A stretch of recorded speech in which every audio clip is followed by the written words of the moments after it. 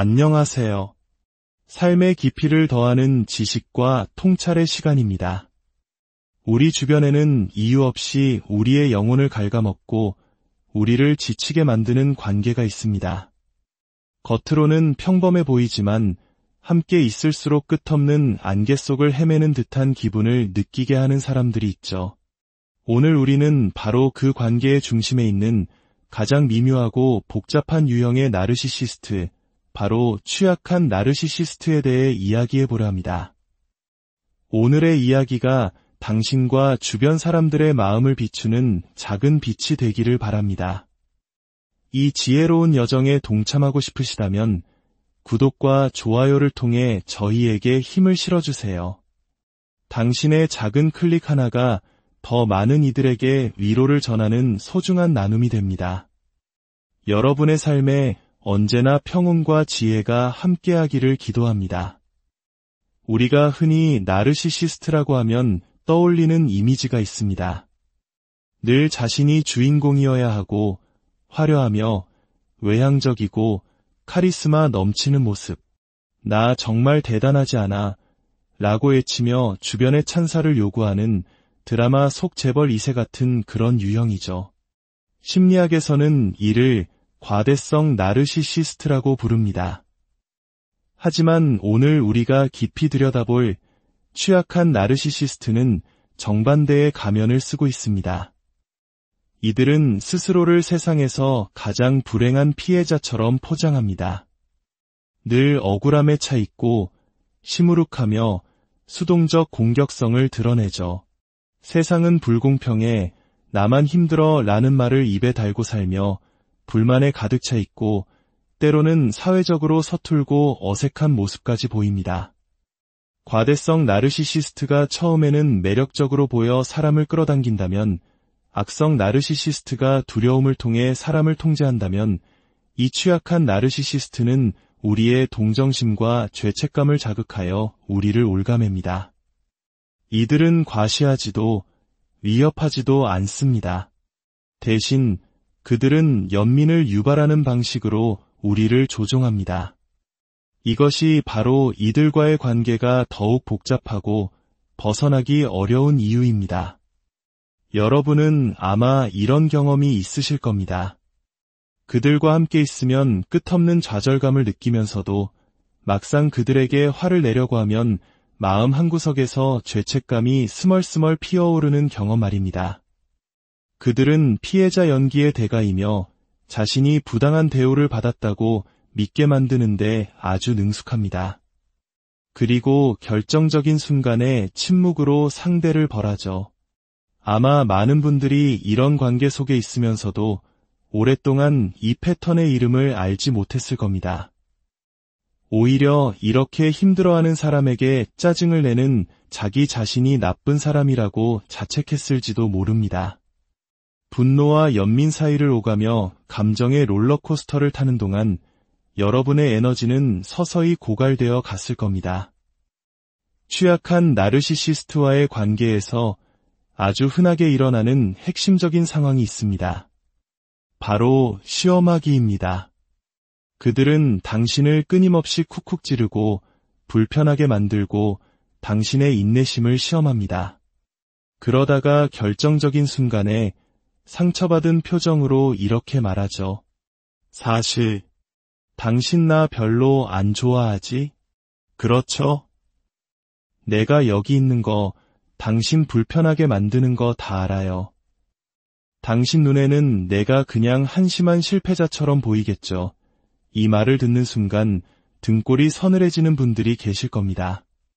슬프게도 그리고 흥미롭게도 대부분의 경우 그들의 말은 사실입니다. 당신은 정말로 그 순간 그들이 좋지 않고 그 자리에 있고 싶지 않으며 그들의 행동이 한심하다고 느끼고 있었을 가능성이 높습니다. 하지만 공감 능력이 뛰어난 당신은 차마 그 잔인한 진실을 입 밖으로 내뱉지 못합니다. 그것이 얼마나 상대에게 상처가 될지 알기 때문이죠.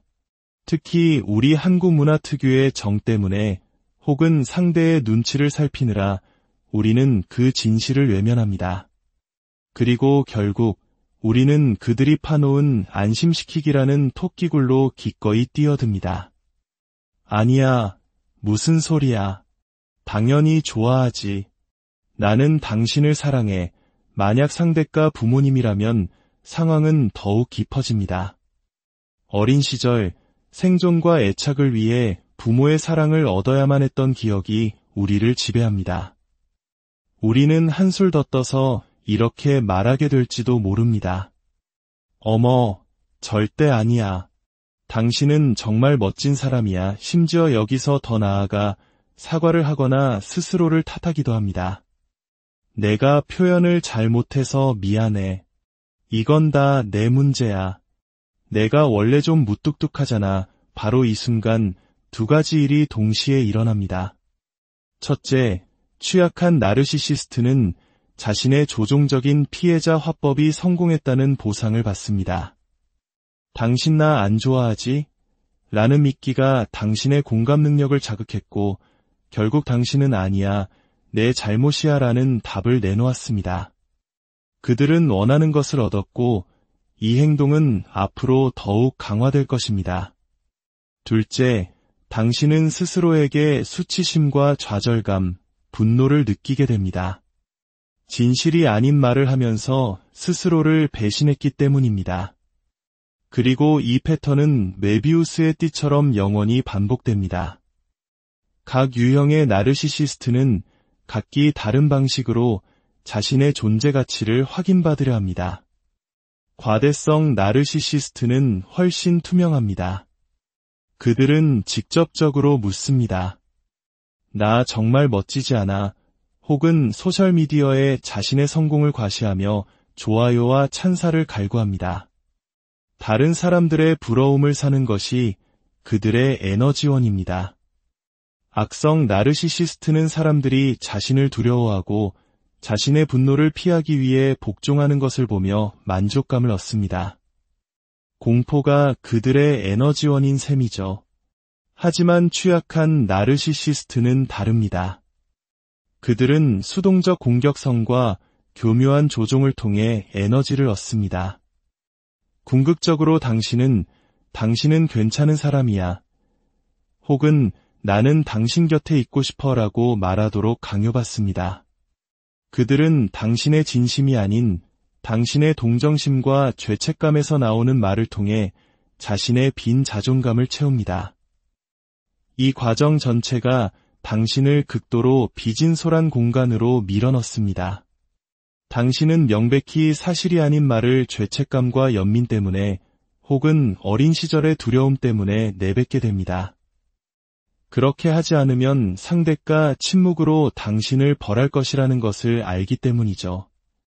이 안심시키기 게임은 관계 속에서 거의 자동적인 반응이 되어버립니다.